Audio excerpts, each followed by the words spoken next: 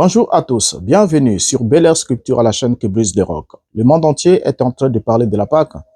La Pâque qui est un événement qui commémore, soit si elle est juive, elle commémore la sortie d'Israël du pays de l'Égypte, donc la grande délivrance sous le sang de l'agneau pascal. Et si elle est chrétienne, ou encore disons païenne, elle commémore en quelque sorte la résurrection de Christ qui serait ressuscité le dimanche matin. Alors, sur cette question, nous sommes en lieu de nous poser une grande question pour découvrir un mensonge qui a été véhiculé, entretenu et gardé, transmis, enseigné pendant des centaines d'années, notamment sur la date ou encore le jour de la résurrection de Christ. Alors, nous allons nous poser dans ce numéro juste une question. La question c'est laquelle: Christ est-il ressuscité le samedi ou le dimanche? Vous avez bien entendu, est-il ressuscité le samedi ou le dimanche? Et déjà, rien que la question que nous nous posons pose déjà un sérieux problème pour beaucoup d'esprits, puisqu'il est enseigné communément, selon la doctrine populaire sur la mort et la résurrection de Christ, que ce dernier serait crucifié le vendredi, et notamment, il serait ressuscité le dimanche. Donc, le dimanche, il serait ressuscité, qui est le premier jour de la semaine. Et c'est pour cette raison que grand est le nombre de ceux qui se rendent dans le lieu de culte le jour de dimanche. Et cette question sur le pourquoi les gens vont au culte le jour de dimanche est une question vraiment très fondamentale, car nombreux sont ceux qui se rendent dans le lieu de culte le jour de dimanche, et ils ne se posent pas la question de savoir à partir de qui et de quand remonte la tradition ainsi observée, celle qui consiste à se rendre au lieu de culte respectif chaque dimanche pour un culte. Alors, dimanche est le premier jour de la semaine. Et ceux qui vont au culte le dimanche disent qu'ils se rendent au culte chaque dimanche matin pour commémorer la résurrection du Mashiach, qui, selon eux, est ressuscité le dimanche, alors que, bibliquement parlant, le Mashiach n'est pas ressuscité le dimanche. Alors, là, ça devient déjà sérieux.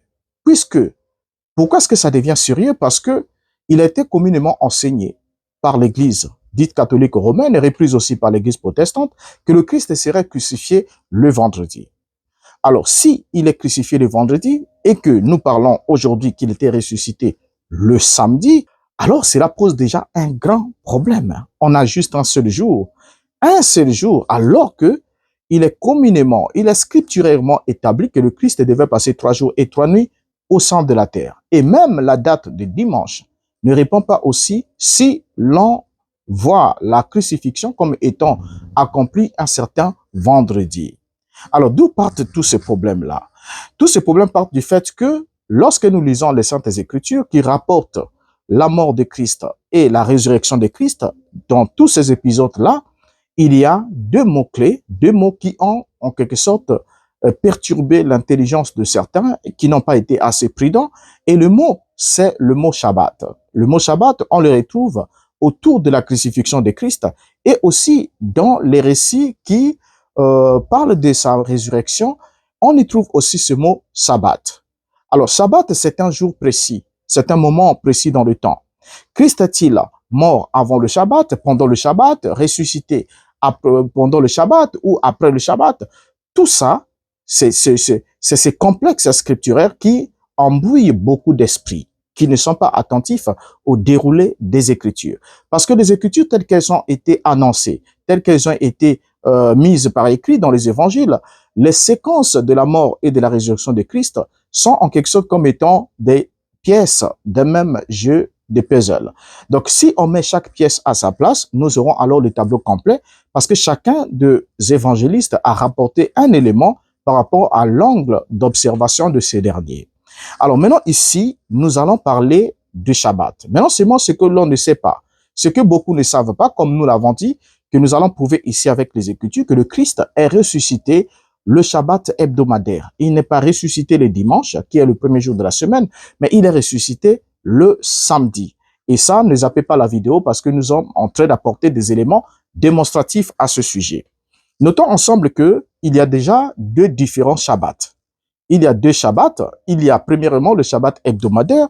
Le Shabbat hebdomadaire est le repos du 7e jour, notamment notre samedi, qui a été institué depuis la création et a été aussi rappelé dans le 10 commandements par Dieu. En d'autres termes, Lorsque on prend le Shabbat hebdomadaire, nous avons 6 jours de la création sanctionnés par le 7e jour. Alors que l'autre Shabbat, c'est le Shabbat festif.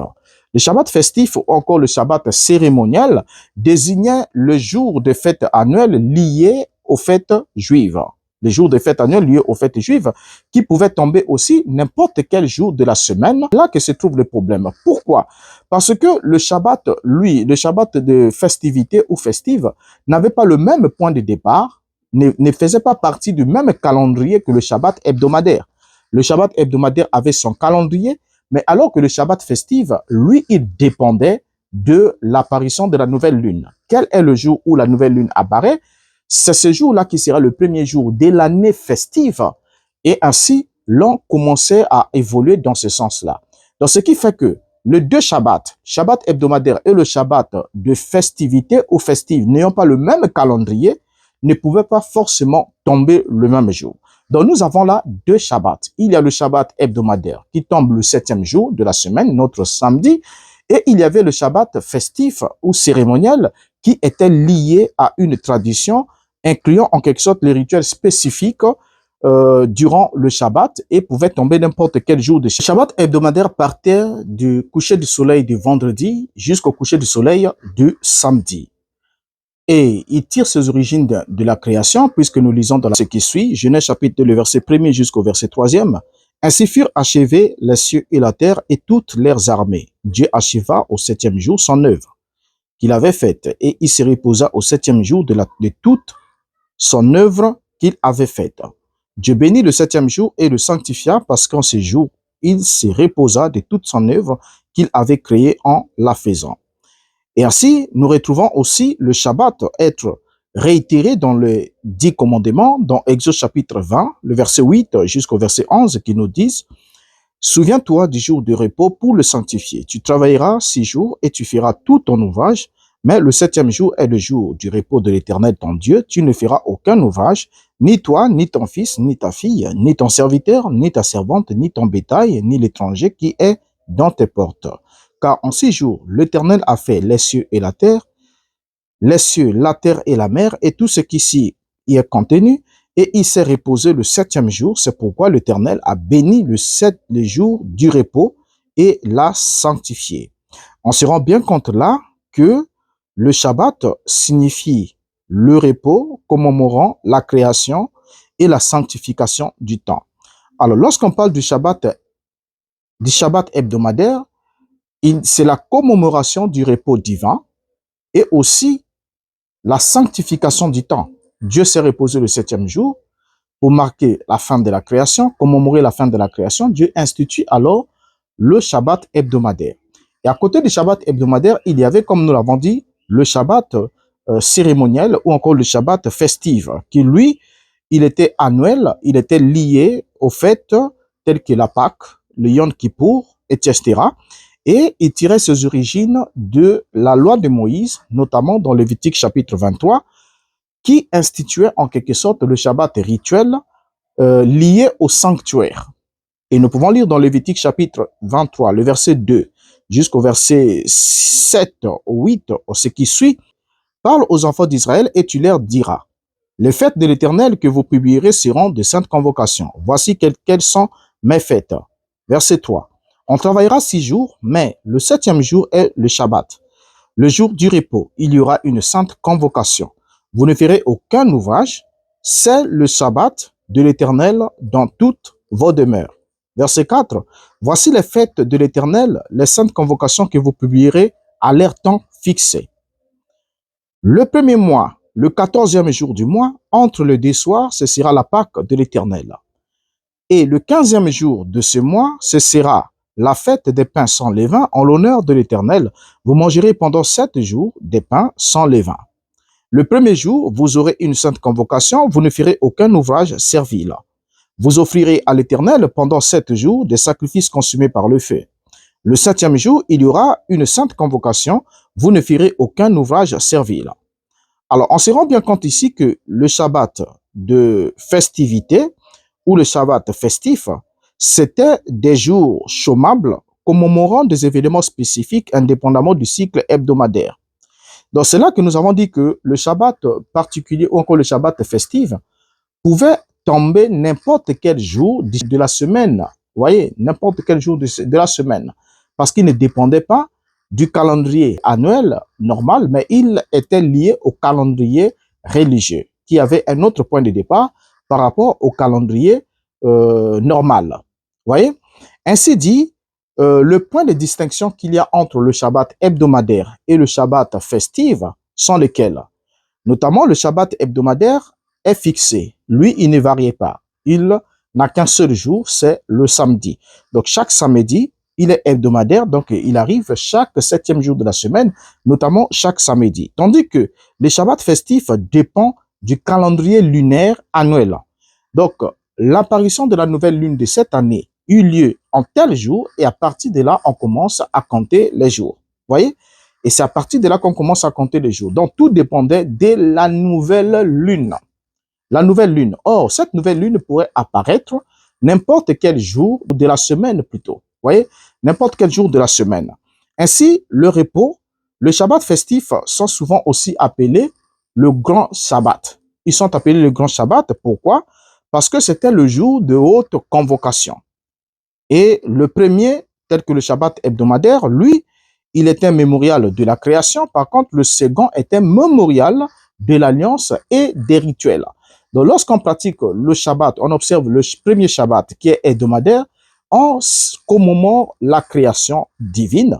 Mais lorsque on célébrait le deuxième Shabbat, qui sont les Shabbats festifs, c'était en rapport avec les mémorials de l'Alliance et aussi avec les rituels liés au sanctuaire. Alors, quand est-ce que Yeshua est-il mort? Puisque nous devons savoir quand est-ce qu'il est ressuscité et pourquoi est-ce que les gens vont dimanche matin dans le lieu de culte. Et lorsque vous leur posez la question de savoir pourquoi est-ce qu'ils se rendent dans le lieu de culte chaque dimanche matin, ils vont vous dire c'est pour commémorer la résurrection de Christ. Nous y allons parce que Christ est ressuscité le premier jour de la semaine. Et dimanche étant le premier jour de la semaine, alors nous sommes obligés de commémorer cette résurrection en allant dans le lieu de culte respectif chaque dimanche, qui est le premier jour de la semaine. Maintenant, posons-nous la question. Quand est-ce que Yeshua a-t-il été tué? Quand est-ce qu'il a été tué? Nous savons que Yeshua fut mis à mort au jour de la préparation de la Pâque, tel que nous rapporte la Bible. Dans Jean chapitre 19, le verset 14, nous pouvons lire « C'était la préparation de la Pâque et environ la 6e heure, Pilate dit aux Juifs, « Voici votre roi. » C'est évidemment le 14e jour du premier mois que Yeshua fut crucifié, puisque la Bible nous dit « C'était le jour de la préparation de la Pâque. » Parce que quand on parle du jour de la préparation de la Pâque, c'est notamment le jour de la Pâque elle-même. Parce que le jour de la préparation, c'était la préparation de la fête des pains sans levain. C'est la fête des pains sans levain qui se préparait. Et le jour de la préparation, c'était le 14e jour, puisque la Pâque devait avoir lieu le 14e jour du premier mois. Et c'est là, effectivement, que Yeshua a été crucifié. Et notez ensemble avec moi que le 14e jour du premier mois ici n'est pas lié au calendrier régulier, au calendrier annuel et régulier, mais il est lié au calendrier religieux. On doit le rappeler ensemble, pendant que nous évoluons, que les jours hébraïques partaient du coucher du soleil à un autre coucher du soleil. Maintenant, qu'est-ce qui a trompé plusieurs sur le timing du Fils de l'homme dans le séjour des morts? Qu'est-ce qui a trompé beaucoup de gens? Ce qui a trompé beaucoup de gens, c'est que nous lisons que le Shabbat allait commencer alors que le corps de Yeshua était encore sur la croix. Le Shabbat allait commencer. Jean chapitre 19, le verset 31. La Bible nous dit, dans la crainte que le corps ne restasse sur la croix pendant le Shabbat, car c'était la préparation et ces jours de Shabbat étaient un grand jour. Les Juifs demandèrent à Pilate qu'on remplît les jambes aux crucifiés et qu'on les enleva. Vous voyez? Alors, pourquoi est-ce qu'il avait demandé qu'on puisse rompre les jambes aux crucifiés pour qu'on puisse les enlever? C'est parce que le Shabbat allait commencer et que si le Shabbat commençait, il n'était plus possible pour eux d'accomplir n'importe quel acte. Ce sera désacralisé le jour du Shabbat qui était un grand jour. Maintenant, on nous dit ici avec précision que c'était la préparation et ce jour de Shabbat était un grand jour. Vous voyez bien? C'était quoi? La préparation. Et ce jour de Shabbat était un grand jour. Or, le Shabbat mentionné ici n'est pas le Shabbat hebdomadaire, soit le 7e jour, mais c'est le premier jour de la fête des pains sans levain qui intervenait le 15e jour, comme nous l'avons lu un peu plus haut. Dans Lévitique chapitre 23, le verset 5 jusqu'à 6, la Bible nous a bien dit, le premier mois, le 14e jour du mois, entre les deux soirs, ce sera la Pâque de l'Éternel. Le verset 6 ajoute, et le 15e jour de ce mois, ce sera la fête des pains sans levain en l'honneur de l'Éternel. Vous mangerez pendant 7 jours des pains sans levain. Verset 7. Voyez, le Shabbat indiqué ici dans le texte que nous sommes en train de lire dans Jean, dans le texte de Jean chapitre 19, le verset 31, c'est bien le Shabbat indiqué dans le verset 7 de Lévitique 23, qui nous dit, le premier jour, vous aurez une sainte convocation, vous ne ferez aucune œuvre servile. Voilà, c'est de cette œuvre-là. Ils ne feront aucune œuvre servile. Voilà pourquoi ils avaient demandé qu'on puisse rompre les jambes des crucifiés pour qu'ils meurent très vite et qu'on puisse ôter leur corps du haut des croix, parce que le Shabbat allait commencer. Ce Shabbat ici, il ne devrait faire aucune œuvre servile. C'était bien le Shabbat de festivité qui n'avait rien à voir avec le Shabbat hebdomadaire. Voyez? Donc, on voit bien ici que c'est le Shabbat qui allait commencer. Ce Shabbat-là où il ne devait faire aucune œuvre servile. Et la Bible précise dans Luc chapitre 23, le verset 54, c'était le jour de la préparation et le Shabbat allait commencer. Donc, lorsqu'on voit ici, on nous dit que c'était le jour de la préparation et le Shabbat allait commencer. Donc, le Shabbat commence toujours, ne l'oublions pas, que les jours hébraïques partent du coucher du soleil d'un jour au coucher du soleil du jour suivant. Donc, ici, le Shabbat qui allait commencer, c'est bien le premier jour de la fête des pains sans levain. Ainsi, la Bible va nous ajouter dans Marc chapitre 16 un détail important, le verset 1er. Lorsque le Shabbat fut passé, Marie de Magdala, Marie mère de Jacques et Salomé achetèrent des aromates afin d'aller embaumer Jésus. Qu'est-ce qu'on constate? On constate que Yeshua est crucifié. Il est crucifié le jour de la préparation, qui est le jour de la Pâque. Et la Bible nous précise que le Shabbat allait commencer. Or, le Shabbat qui allait commencer, c'était le 15e jour du mois, notamment le premier jour de la fête des pains sans levain. Alors, puisque le premier jour de la fête des pains sans levain, c'était Shabbat, la Bible nous dit au verset 16 ici, au chapitre 16, au verset 1er ici de Marc, lorsque le Shabbat fut passé. Quel est le Shabbat qui fut passé? C'est ce Shabbat-là qui allait commencer, évoqué dans Luc 23, le verset 54. C'est ce Shabbat-là qui est évoqué là, qui allait commencer pendant que Yeshua était crucifié, et c'est ce Shabbat-là qui est passé. Vous voyez bien? Donc, on nous dit, lorsque le Shabbat fut passé, Marie de Magdala, Marie mère de Jacques et Salomé achetèrent des aromates afin d'aller embaumer Jésus. Donc, le Shabbat évoqué ici est celui du premier jour de la fête des pains sans levain. Et c'est quand ce dernier fut passé que les femmes achetèrent des aromates. C'est tout à fait normal. Et le préparèrent. Parce que le jour du Shabbat, elles ne pouvaient ni acheter ni vendre. Puisque le Shabbat allait commencer, c'est ces femmes-là qui ont accompagné Yeshua jusqu'à ce qu'on la mette dans son sépulcre. Mais puisque l'enterrement était si précipité à cause du Shabbat qui allait commencer, elles n'ont pas pu ni se procurer des aromates qu'il fallait, ni les préparer, ni pouvoir embaumer le corps de Yeshua. D'où le corps est placé dans la tombe, le Shabbat fut passé, donc le Shabbat fut passé, c'est le jour suivant, et après que le Shabbat fut passé, les femmes sont allées acheter les aromates. Vous voyez bien? Et ensuite, elles ont préparé les aromates après le Shabbat. Et maintenant, quand on prend Luc chapitre 23, le verset 56, la Bible nous ajoute, et s'en étant retournées, elles préparèrent des aromates et des parfums. Puis elles se reposèrent le jour du Shabbat selon la loi. Or, ici, là, on comprend très bien ensemble avec vous qu'il est évident que les femmes ont acheté les aromates le jour d'après le Shabbat. Voyez? Et ensuite, elles les préparèrent. Puis se reposèrent le 7e jour du Shabbat de la loi, soit le 4e commandement, avant d'aller à la tombe le premier jour de la semaine. Regardez bien le texte. Voyez, donc la Bible nous dit, elles s'en étant retournées, elles préparèrent des aromates et des parfums.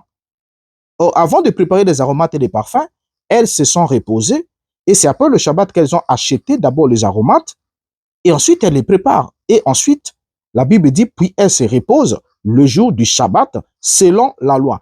Lorsque la Bible dit qu'elle se repose le jour du Shabbat selon la loi, selon la Torah, il s'agit bien ici du Shabbat hebdomadaire, du 4e commandement, soit le 7e jour de la semaine.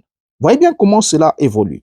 Donc ainsi dit, lorsque il est traditionnellement enseigné par l'Église de Rome que Yeshua fut crucifié le vendredi saint, ensuite il est ressuscité le dimanche matin, cela est une insulte à la foi et insulte aussi à la qualité messianique de Yeshua. Pourquoi? Parce que quand Yeshua était en débat, en contradiction, débat contradictoire avec les Juifs, ils ont demandé à ces derniers, fais-nous un signe qui démontrera, qui parlera de ta messianité, qui nous permettra de comprendre que tu es réellement le Messie. Par quel signe doit-on te reconnaître? Parce que Moïse a opéré un signe pour que Israël le reconnaisse et accepte que ce dernier a été mandaté par Dieu. Mais toi, par quel signe est-ce qu'on va te reconnaître? Maintenant, Yeshua leur dit, une génération méchante et adultère demande un signe. Qu'est-ce qu'il va leur donner comme réponse pour attester du signe qui va marquer le sceau de sa messianité? Il va dire dans Matthieu chapitre 12, le verset 40, « Car de même que Jonas fit 3 jours et 3 nuits dans le ventre d'un grand poisson, de même le Fils de l'homme sera 3 jours et 3 nuits dans le sang de la terre. » Maintenant ici, on se pose une question. La question c'est laquelle? Lorsque le Christ dit qu'il doit passer 3 jours et 3 nuits dans le sang de la terre, Yeshua donne ici une réponse qui atteste sa messianité. Il doit passer 3 jours et 3 nuits. Voyez, il doit passer. Donc, il dit de même, le Fils de l'homme sera 3 jours et 3 nuits dans le sang de la terre. C'est lui qui le dit. Donc, si Yeshua ne peut pas faire 3 jours et 3 nuits dans le sang de la terre, ce sera une évidence qu'il n'est pas le Mashiach. Et si l'on prêche aussi que Yeshua n'a pas fait 3 jours et 3 nuits dans le sang de la terre, on est en train de prêcher qu'il n'est pas le Christ. Parce que le Christ devait ressusciter pas avant les 3 jours, ni au-delà de ces 3 jours. Voyez, si c'est au-delà de ces 3 jours, alors il n'est jamais ressuscité. Si c'est avant de ces 3 jours, alors il n'est pas le Messie. Parce que c'est un signe prophétique grand qu'il a donné pour attester sa messianité, qu'il est le Mashiach, le Christ. Et ce signe passe par sa résurrection qui doit intervenir au 3e jour. C'est-à-dire 3 jours et 3 nuits au sang de la terre, alors il peut ressusciter. Regardez bien, quand nous ramenons le verset, Yeshua dit quoi? Car de même que Jonas fit 3 jours et 3 nuits dans le ventre d'un grand poisson, de même le Fils de l'homme fera 3 jours et 3 nuits dans le sang de la terre. Alors, pour que nous comprenions et qu'il y ait une logique absolue et immédiate, nous devons comprendre ensemble avec vous, puisque nous avons déjà souligné ensemble que le Shabbat festif pouvait arriver n'importe quel jour. Déjà, en lisant les séquences, les différentes séquences que nous avons lues, nous avons compris ensemble avec vous qu'il y a 2 Shabbats qui sont évoqués entre la mort et la résurrection de Christ. Il y a 2 Shabbats et les 2 Shabbats sont de nature différente. Il y a le Shabbat, lorsqu'on parle de la préparation, on parle de la Pâque, et le Shabbat évoqué après le jour de la préparation, c'est bien le premier jour de la fête de pain sans levain, qui était un jour où on ne devait faire aucune œuvre sévrile. Et nous avons aussi compris ensemble avec vous qu'il y a le Shabbat hebdomadaire qui intervient selon la loi. Donc, ce qui nous permet de comprendre une chose, c'est que Yeshua est mort un certain mercredi après-midi. Et nous allons le prouver. Un certain mercredi après-midi. Alors, jeudi était le jour du Shabbat festif évoqué. Alors, les femmes achetèrent les aromates et les préparèrent le vendredi, puisque le jour du Shabbat festif, elles ne pouvaient ni acheter ni préparer. Elles ont acheté alors le lendemain du Shabbat festif, c'est-à-dire le vendredi, elles ont acheté des aromates et elles les ont préparés. Ensuite, elles se sont reposées le Shabbat hebdomadaire, selon la loi, avant d'aller au sépulcre le dimanche matin. Alors, malgré cela, il est admis que Yeshua n'a pas passé, selon certains, 3 jours et 3 nuits dans le sang de la terre. Certains le disent. Yeshua devrait alors passer, comme nous le savons très bien, 3 jours et 3 nuits au sang de la terre pour attester sa messianité. Et si le Mashiach est mort le mercredi à la 9e heure, il meurt le mercredi à la 9e heure, soit à 15 heures, n'est-ce pas, à 15 heures. Et quand il meurt à 15 heures, il y a le soleil du mercredi qui ne s'est pas encore couché. Donc, il y a d'abord le jour du mercredi. le soleil est dans le ciel. Quand le soleil est dans le ciel, nous sommes le jour. C'est quand le soleil disparaît, il n'est plus dans le ciel, que nous sommes la nuit. Donc le soleil étant dans le ciel quand Christ meurt, c'était le premier jour. Il y a le soleil du mercredi de 15h jusqu'à 18h qui marque le premier soleil, donc le premier jour. Le premier jour. Voyez? Et ensuite, il y a, parce que Yeshua dit, parle clairement, hein, il dit, de même que Jonas passa 3 jours et 3 nuits dans le ventre du poisson, le Fils de l'homme passera 3 jours et 3 nuits dans le sang de la terre. Autrement dit, dans le séjour des morts. Maintenant, là aussi, il y a une question qui se pose pour certains. Parce que d'autres disent, écoutez, on l'a emmené dans la tombe. Oui, on l'a emmené dans la tombe. Il a expiré à 15 heures. Ensuite, on a enlevé son corps sur la croix parce qu'il est mort, il était mort très vite. On a pris son corps à la croix. On est allé le mettre dans la tombe avant que le soleil ne se couche parce que le Shabbat allait commencer. On n'enterre pas le jour du Shabbat. Le Shabbat allait commencer, on ne pouvait rien faire. Donc, il fallait le mettre précipitamment dans la tombe. Voyez? Donc, de 15 heures, mercredi 15 heures, jusqu'à mercredi 18 heures, le soleil se couche. C'est la fin totalement un jour. C'est la fin un jour. Parce qu'il doit faire 3 jours et 3 nuits. Voilà, il doit faire 3 jours et 3 nuits. Mercredi 15 heures jusqu'à mercredi 18 heures, c'est la fin un jour, n'est-ce pas? C'est le premier jour. Ensuite, il y a le soleil de jeudi 6 heures du matin jusqu'à jeudi 18 heures.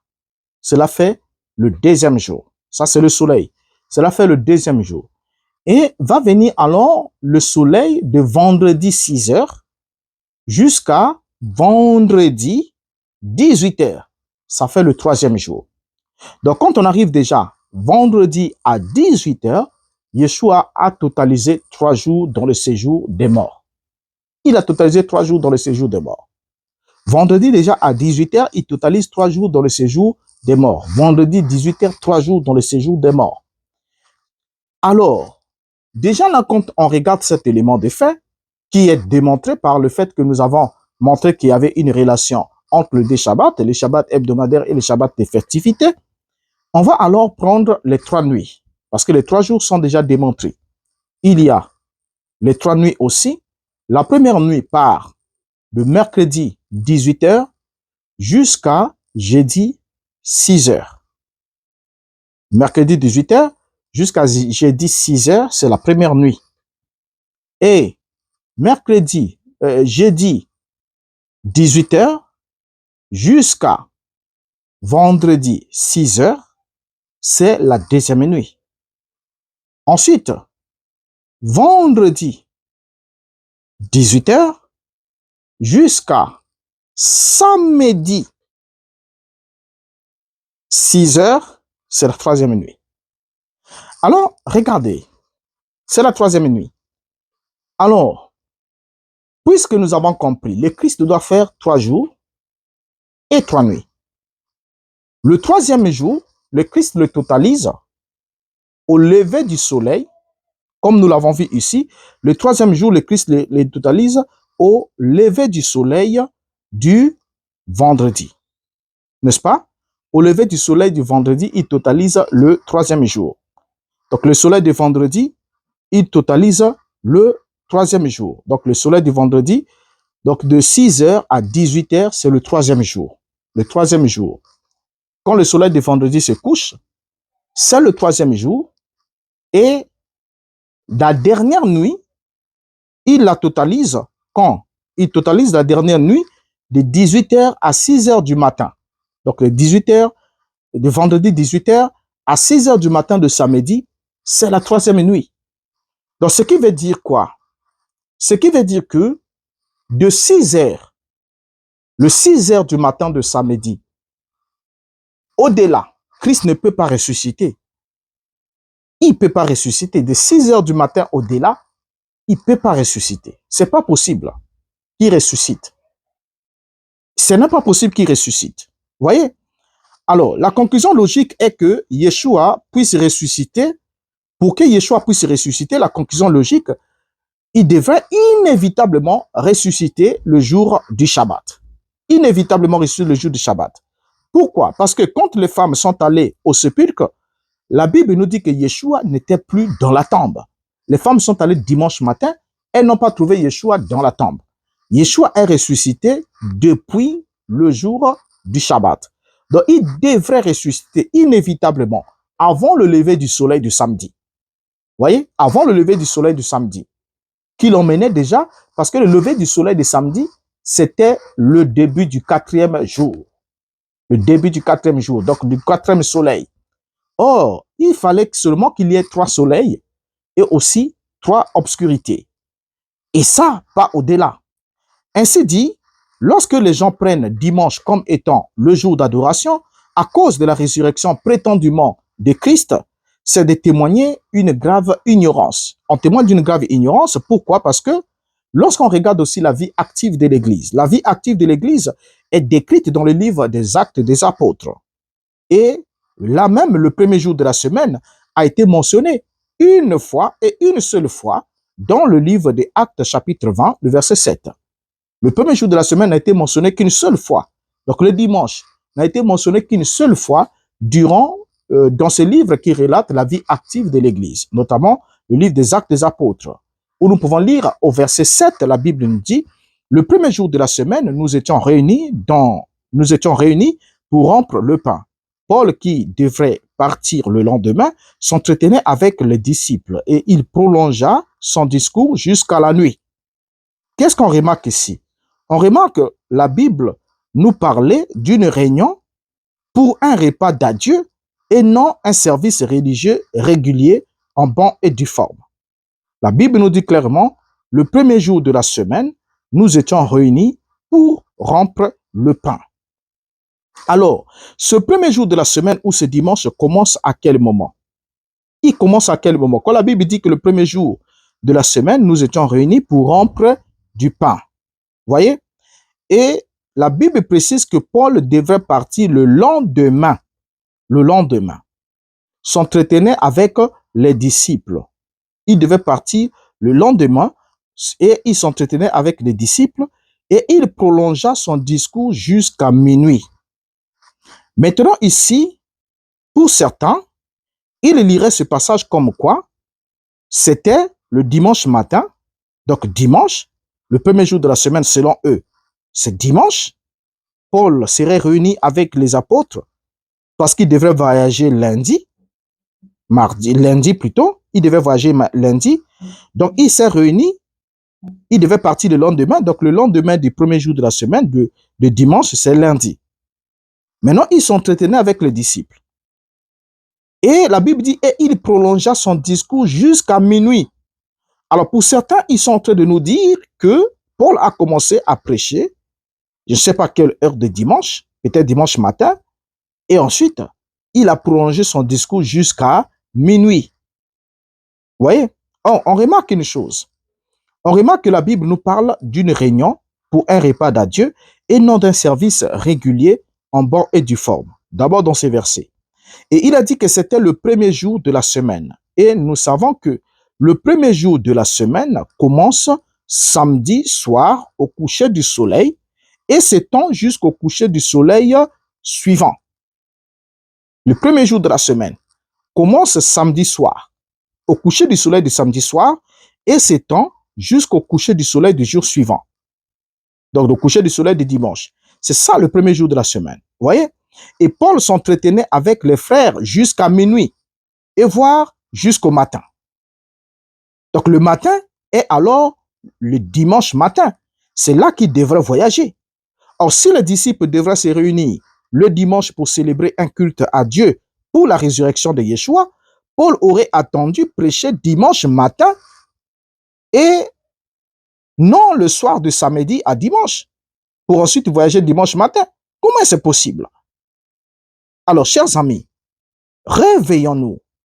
Réveillons-nous et ne laissons pas le diable continuer à vous séduire, à torpiller votre intelligence jusqu'à ce point. Quand Paul parle pour la deuxième fois du premier jour de la semaine, il parle en ce mot aux Corinthiens. Dans 1 Corinthiens chapitre 16, le verset 2e. Il dit, que chacun de vous, le premier jour de la semaine, mette à part chez lui ce qu'il pourra, selon sa prospérité, afin qu'on n'attende pas mon arrivée pour recueillir le don.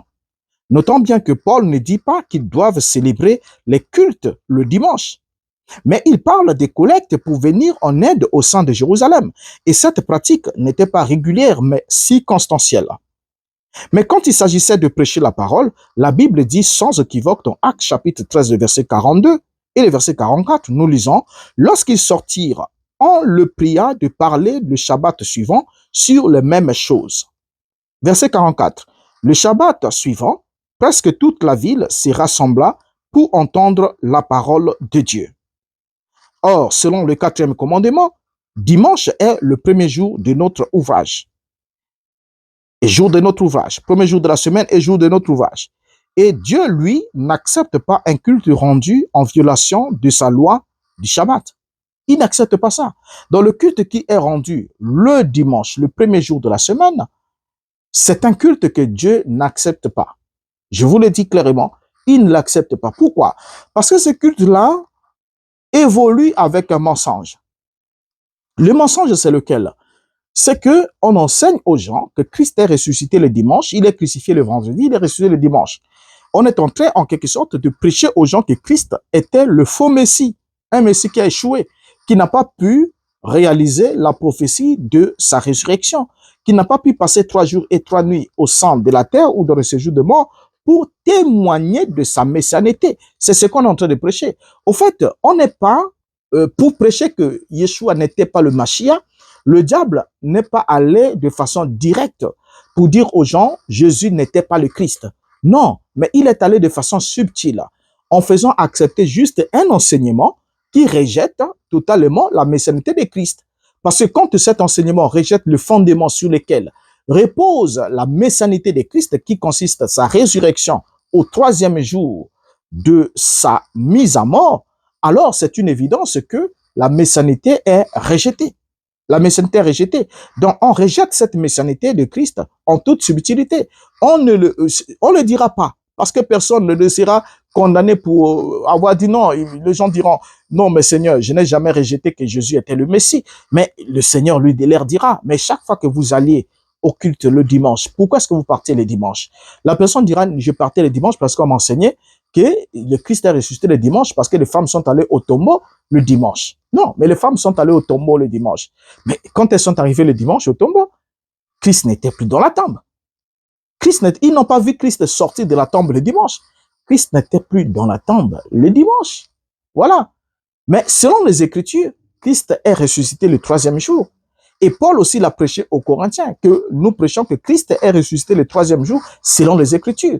Maintenant, si vous prêchez que Christ est ressuscité le dimanche, mort vendredi, ressuscité le dimanche, vous êtes en train de prêcher qu'il est ressuscité avant, c'est-à-dire au-delà même du 3e jour. Au fait, on ne comprend même plus qu'est-ce que vous êtes en train de prêcher. Vous voyez un peu?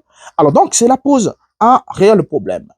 Et lorsque l'on boycotte complètement le 7e jour de la semaine pour rendre un culte à Dieu le premier jour de la semaine et prétendument être en train de commémorer la résurrection de Christ, on est en train de poser là un acte en violation de la loi.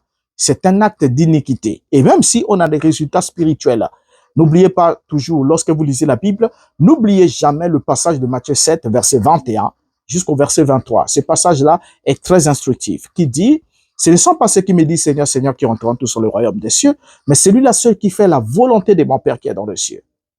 Plusieurs me diront ces jours-là, Seigneur, Seigneur, n'avons-nous pas guéri les malades en ton nom, n'avons-nous pas prophétisé en ton nom, n'avons-nous pas fait beaucoup de miracles en ton nom? Je leur dirai ouvertement, éloignez-vous de moi car je ne vous ai jamais connu, vous ouvriers de l'iniquité. Donc vous comprenez ensemble avec moi que la situation est très grave. C'est pas parce qu'on a des résultats spirituels positifs que c'est une évidence, une confirmation, comme quoi on marche en accord avec Dieu.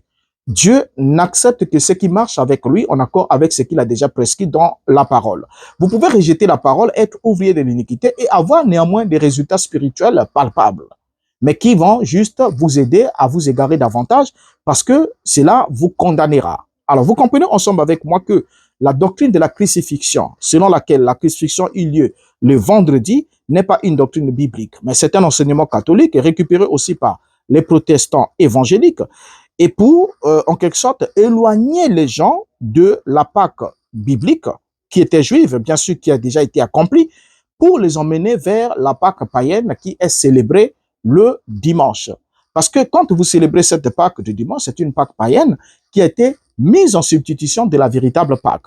La véritable Pâque juive n'arrivait que le 14e jour de Nissan.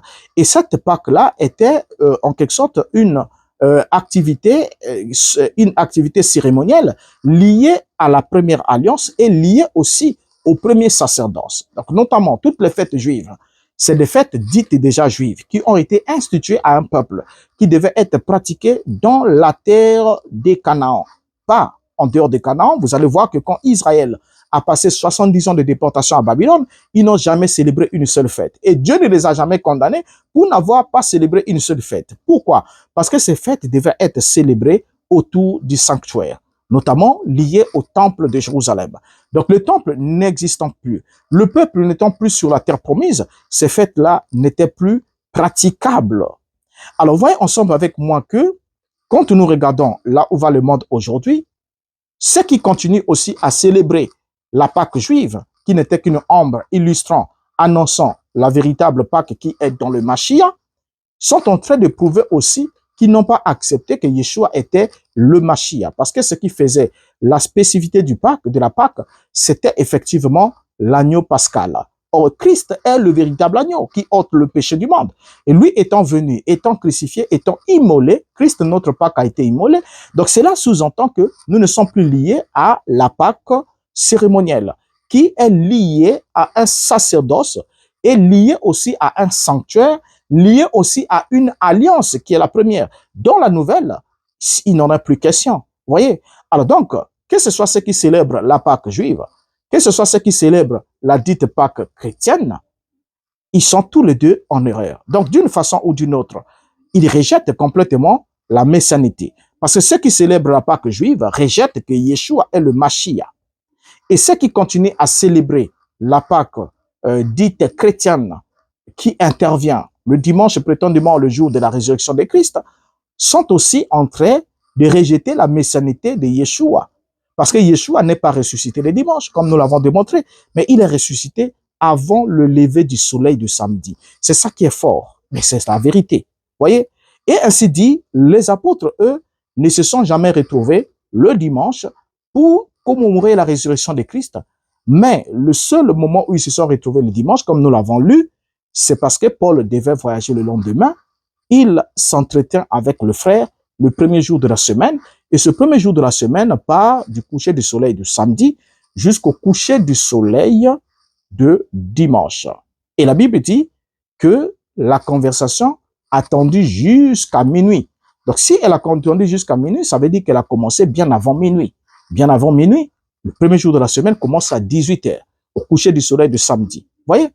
Et là, le coucher du soleil du samedi, ce n'était pas pour un culte, mais c'était bien pour un entretien parce qu'il devait voyager le lendemain. Si dimanche était le jour où on commémorait la résurrection de Christ, le jour spécial pour le culte, pour aller dans le lieu de culte et prier, adorer, prêcher la parole, la Bible ne nous dirait pas que Paul devait voyager le lendemain, donc dimanche, et ensuite il s'est entretenu avec les frères. Or, le lendemain, c'est le jour d'après. Le lendemain, c'est le jour d'après. Or, le jour d'après, lorsqu'on parle du premier jour de la semaine, le premier jour de la semaine commençant le samedi soir, s'étendant jusqu'au dimanche soir, le jour d'après, donc le lendemain du premier jour, c'est bien le lever du soleil de dimanche. Donc, en d'autres termes, Paul devait partir, devait voyager le matin de dimanche, donc avant le coucher du soleil du premier jour. Vous voyez? Donc, avant le coucher du soleil du premier jour. C'est ça, le lendemain. Le jour, le prochain jour. C'est ça. Vous voyez, le lendemain. Alors donc, vous comprenez ensemble avec moi que c'est une erreur monumentale qui a amené les gens à aller dans les lieux respectifs des cultes chaque dimanche. Mais à côté de cela, ils ont associé un mensonge. Quand on leur pose la question de savoir pourquoi vous le faites, ils vous disent Christ est ressuscité dimanche, ce qui est un gros mensonge. Parce que les femmes sont allées même à l'aube, parce que le premier jour de la semaine, lui, il commence depuis le coucher du soleil du samedi. Depuis le coucher du soleil du samedi, commence le premier jour de la semaine. Or, déjà, avant le lever du soleil du samedi, Christ était ressuscité. C'est ça tout le problème. Il était ressuscité. Vous voyez? Il ne les a pas apparus. Il était ressuscité. Il leur a laissé passer tranquillement le Shabbat. Ils ont achevé le Shabbat. La nuit aussi de samedi est passée. Et le dimanche matin, les femmes sont allées à la tombe. Pas pour glorifier le ressuscité, mais pour en quelque sorte embaumer les morts. Donc, lorsque les femmes sont allées à la tombe le dimanche matin, c'est parce qu'elles avaient la conviction que Christ était encore est mort. C'est pas pour rien que les anges ou les hommes qui les ont apparus en blanc leur ont dit, pourquoi cherchez-vous parmi les morts celui qui est vivant? Pourquoi chercher parmi les morts? Parce que quand on va le chercher, les femmes sont allées au sépulcre le dimanche, pour chercher le vivant parmi les morts. Tout comme ceux qui vont dans le lieu de culte chaque dimanche, ils y vont pour chercher le mort, pour chercher le vivant parmi les morts. Parce que Christ était déjà ressuscité depuis. Mais elles sont allées pour chercher celui qui est vivant parmi les morts. Les êtres leur ont dit, il n'est plus ici. Souvenez-vous de ce qu'il vous avait dit. Il est ressuscité. Qu'est-ce qu'il leur avait dit? Il leur avait dit qu'il passerait 3 jours et 3 nuits. Mais à la date où les femmes sont allées, ce n'était plus le 3e jour ni la 3e nuit. C'était au-delà. Parce que dimanche matin, c'est au-delà. Voyez, donc c'est ce mensonge-là qui est véhiculé. Ainsi, croire, prêcher et croire que Christ aime ressusciter le dimanche, c'est prêcher un autre Christ, pas celui des apôtres. Parce que les apôtres ont bien précisé, nous prêchons que Christ est ressuscité le 3e jour selon les Écritures. Donc s'il est ressuscité le 3e jour selon les Écritures, vous devez être apte à reconstituer le tableau du puzzle, comme nous l'avons fait dans ce numéro, pour comprendre qu'il y a 2 Shabbats qui ont en quelque sorte influencé la mort et la résurrection du Mashiach. Voilà ce qu'on avait apporté pour vous enlever dans cette confusion-là et que vous compreniez que s'il y a un jour où Christ est ressuscité, que vous voulez commémorer la résurrection de Christ, vous êtes censé le faire avant le lever du soleil de samedi. Ça veut dire dans un intervalle de temps bien précis, le Shabbat. Voilà. Et Christ étant ressuscité avant le lever du soleil de samedi, donc le jour même du repos, le jour où l'homme ne doit pas faire son œuvre pour faire l'œuvre de Dieu, c'est le jour de Shabbat. C'est le jour de Shabbat que Dieu avait dit à Israël, pour les autres jours, vous pouvez faire toutes vos activités, mais le 7e jour qui est le jour de Shabbat, vous ne ferez aucune œuvre, parce que c'est un jour où on est censé le sanctifier. Donc vous comprenez ensemble avec moi ici que la question est tellement sérieuse, et c'est en toute subtilité qu'on vous fait nier que Yeshua est le Mashiach. Parce que si vous ne croyez pas qu'il est ressuscité le 3e jour selon les Écritures, alors c'est un problème. C'est pas pour rien que les anges ont même dit à ceux qui sont venus visiter la tombe, regardez même l'endroit où il était mis. Il n'est plus ici, il est ressuscité. Et il leur rappelle toujours, comme il vous l'avait dit. Qu'est-ce qu'il leur avait dit? Il leur avait dit qu'il passerait 3 jours et 3 nuits. Maintenant, si les gens viennent le chercher au-delà de 3 jours et 3 nuits, ça veut dire qu'ils ne croient pas à ce qui a été dit dans les Écritures. Ils ne croient pas à ce qui a été dit dans les Écritures. Donc, vous voyez un peu. Donc, confesser que Christ est ressuscité le dimanche matin, ce n'est pas croire à ce que disent les Écritures sur la résurrection de Christ. Voilà ce qu'on avait à apporter ensemble avec vous sur cette question, c'est de savoir, Christ est-il ressuscité le samedi ou le dimanche? Nous comprenons, nous l'avons compris, que Christ est ressuscité le samedi avant le lever du soleil du samedi, parce que ça doit être en accord avec les Écritures. Je vous dis alors au revoir et vous donne rendez-vous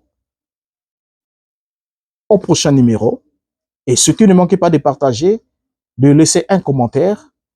Nous serons toujours ravis de vous lire et d'y donner suite.